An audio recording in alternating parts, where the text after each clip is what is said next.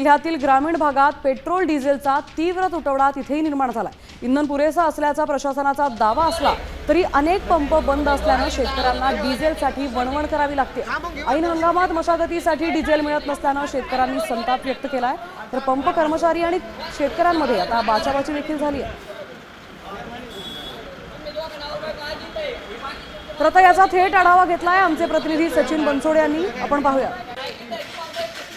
राज्यामध्ये पेट्रोल डिझेलचा तुटवडा नसल्याचे दावे सरकार आणि प्रशासनाकडून केले जात असले तरी अनेक ठिकाणी जे आहे ते पंप बंद करण्याची वेळ पंप चालकांवरती आलेली आहे आणि ज्या ठिकाणी पंप सुरू आहेत त्या ठिकाणी मात्र पेट्रोल डिझेल खरेदीसाठी नागरिकांची मोठी झुंबड उडत आहे। काय परिणाम शेतकऱ्यांना याचे सगळे सहन करावे लागते? काय नाही, शेतीचे कामं खोळंबलेले आणि पेट्रोल डिझेल कमी, पेट्रोल भेटू राहिलं पण डिझेल भेटत नाही।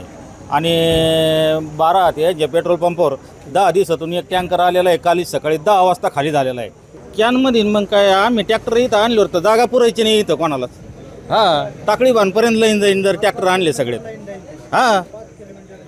श्रामपूरपर्यंत लाईन जाईन जर ट्रॅक्टर आणले तर।